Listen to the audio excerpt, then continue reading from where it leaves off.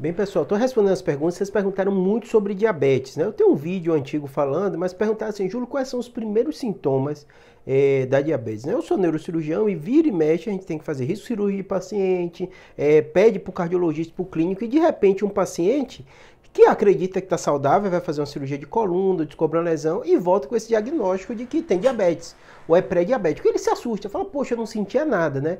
E aí eu senti essa necessidade, porque vocês perguntam muito sobre isso, sobre quais são os primeiros sintomas.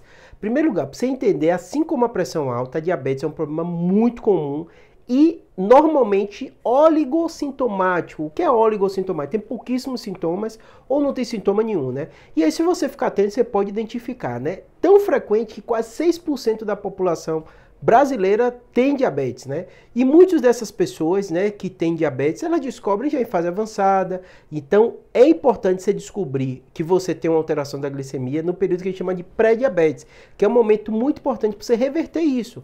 Medidas como perda de peso ou médico começando o remédio, eles podem ajudar a evitar que você chegue ao diabetes, que é uma doença que aumenta a chance de infarto, aumenta a chance de AVC e reduz o seu tipo de vida. É uma doença gravíssima no sentido do longo prazo. Não é que você vai descobrir ela que você vai morrer, mas vai aumentar muito sua chance de ter essas doenças que são o que mais mata a população brasileira, né? Então vamos lá, quais são os primeiros sintomas? Primeiro sintoma, o paciente às vezes reclama de escurecimento nas dobras cutâneas, isso pode ser do pescoço, a região axilar também, isso acontece, né?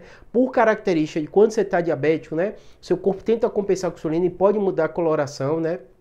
Tem uma série de reações com a parte dermatológica também, né? Segundo aspecto, aumento de sede, né? Você começa a tentar compensar liberando mais açúcar, vamos colocar assim, na urina, e acaba, o açúcar puxa um pouquinho de líquido, então você pode desidratar, então aumenta a sede. Além disso, né, nessa mesma lógica, a questão de urinar mais, então a pessoa aumenta a frequência que ela está urinando. Você percebe que são sintomas sutis, que às vezes é difícil. Fadiga, a pessoa fica cansado, mais comum do que era antes, então quando você pega retrospectivamente, a pessoa percebe, realmente eu fiz isso. E hiperfagia, ela fica com muita fome, ela tenta compensar essa questão do açúcar, e o corpo manda para o cérebro essa questão dela precisar comer mais.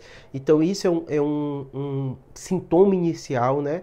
A gente já falou, né, que ela está mais comum em pessoas obesas, então querendo ou não, né, é um sinal, se você é obeso, se você tem sobrepeso, vai ter uma chance muito maior de ter realmente a diabetes, né? Além disso, queimação nas mãos e nos pés, a gente chama de bota em luva. Então, às vezes, o paciente começa a ter uma queimação inexplicada na mão, no pé. Quando você vai ver, é um sintoma que ele já tinha diabetes e não sabia e chegou a ponto de lesar o nervo, né? Ter uma neuropatia diabética. Porque se você não controlou, não acompanhou, vários órgãos sentem, inclusive os rins, visão e também o nervo periférico, né? A visão, já nesse embalo também das neuropatias, pode dar um sintoma de visão borrada. A pessoa diz que piorou a acuidade visual, a visão está mais borrada também. Então, é um sintoma bem relevante, bem importante também da diabetes. Você percebe que é uma doença, né?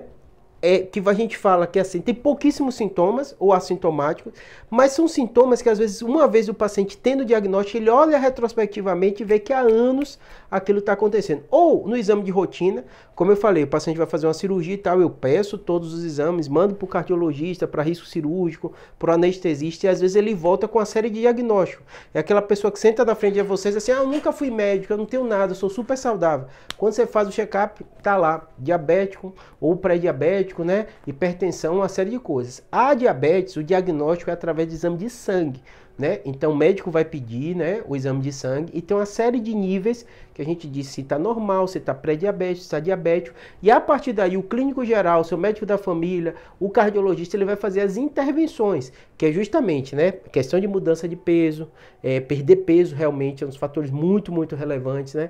A medicação também. Tá bom? Doença grave no sentido longo prazo, o que mais mata no Brasil, AVC, infarto, e a diabetes está um dos primeiros principais fatores de risco. E assim como a pressão alta, doença traiçoeira, porque às vezes não dá sintoma nenhum, dá pouquíssimos sintomas, que a pessoa vai adaptando a vida dela e acaba nem reclamando. Quando descobre a doença que ela fala, eu já tenho esses sintomas há anos. Espero que tenha ajudado, obrigado.